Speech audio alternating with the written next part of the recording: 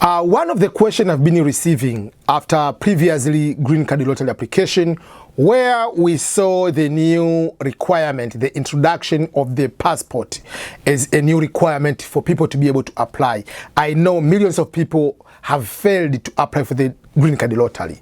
So the question I've been asked by many people, is the requirement of the passport will disappear?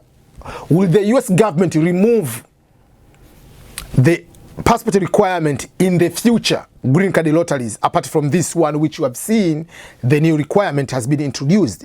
So the answer to that one is 100% no.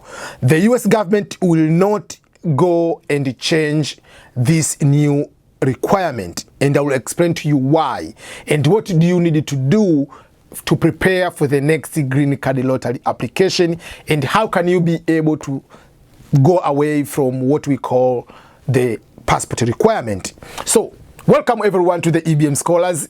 In case this is your first time, you are in the right channel, the channel which will be able to share good things and how we can support one another to succeed in the journey about green card, about applying for education, scholarship, being immigrant in other countries, and succeeding in so many other ways. So the topic of the day, as I mentioned, we are talking about ways whether the US government is planning to change the requirement for the passport, and what happens after many people, millions of people, fail to apply for the green card lottery because lack of passport.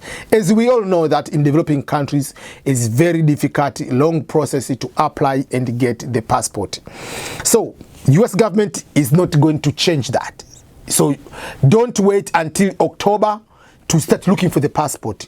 So in case you failed to apply for the previous green card lottery because of lack of the passport, so start very early, start as soon as possible, beginning of 2020, with the process of finding ways to get passport. Some places take longer, it can take months, whatever. So just do that, apply for the passport as soon as possible, because with the passport, the reason why the passport was brought, because there are so many people were trying to trick the system. For instance, my name is Ernest Boniface Makulilo. I apply as Ernest Boniface Makulilo. I apply another person as Makulilo Ernest Boniface. I apply again as Boniface Ernest Makulilo. So someone can be duplicating different names. If you win with this name, you are going to make the new identity with a different name.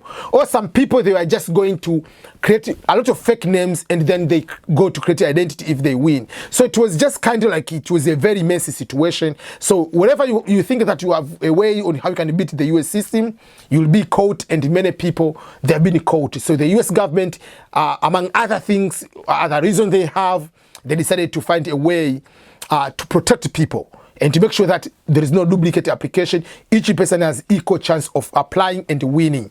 So because no one is going to put the passport number and all this information on the internet, you can go to my Facebook, you can know when I was born, where I was born, things of that nature, but you cannot get my passport number. So that way, that means you cannot just go and take someone's identity quickly and put it there. So that means each person will be having one application. So that was the protection, which is very good. But it has affected many people, millions of people. So let's say if there are 10 million people who are applying, maybe 5 million will not be able to apply this year. So for those who have passport, it increases their chances of winning.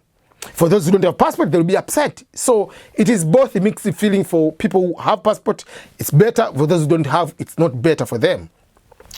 So what you need to do, you need to apply for the passport as soon as possible. Don't wait until October to think that the US government will change their mind. They are not changing, it will continue to be there.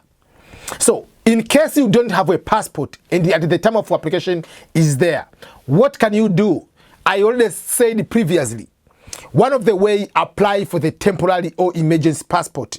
Usually that one you can get within a day. Some countries you can get within 2 days, but it's not going to take even more than 3 days in general. So what you are doing, for instance, if you are from Tanzania, you say, I want to travel to go to Kenya for this emergency, whatever it is, they will give that passport within a day or 2 days maximum. If you're from Uganda, you can get that one to travel within East Africa.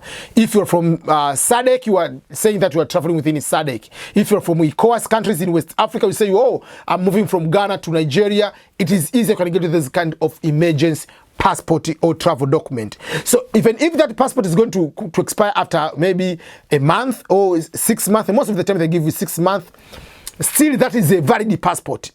So you can use emergency passport to apply, and use the emergency passport to apply, and you can be able to be okay to act as a substitute of the other passport you are having, because that is also a passport. The difference is not a passport book, but it is a passport information issued by the authority, the country, or the government. Your government is the same passport with a passport number, with expiration date you can use to travel. The only difference is not a book, it's not for a longer time, but it's still a valid passport. So you can apply for the temporary passport. It's cheaper. For instance, in Tanzania is what, 20,000 Tanzanian shillings, which is just like $8.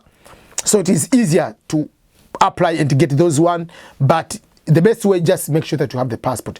Don't wait until next year to go and apply, to think that they'll change the passport. In October again, it will be back. The requirement for the passport will continue to be there. So this is what I was trying to explain to you, that many applicants must have the passport, travel document, and the person who is like a child or a spouse doesn't need to have that one, is because he's applying as independent.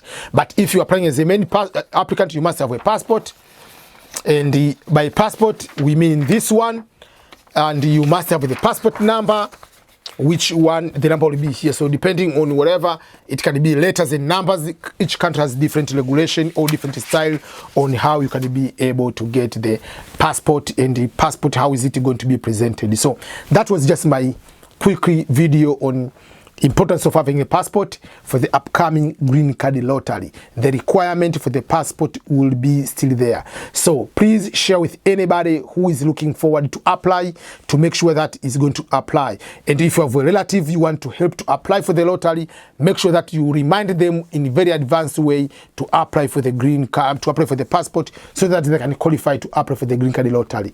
Because there are very few people who are applying with the passport, they get more chances of winning than the previous time. So thank you everyone. Remember to subscribe to my channel here and watch all the videos I've been posting here. Share this video to other people so that we can all be happy and all can be able to succeed. Okay, goodbye everyone. This is Ernest Boniface Makulilo, EBM.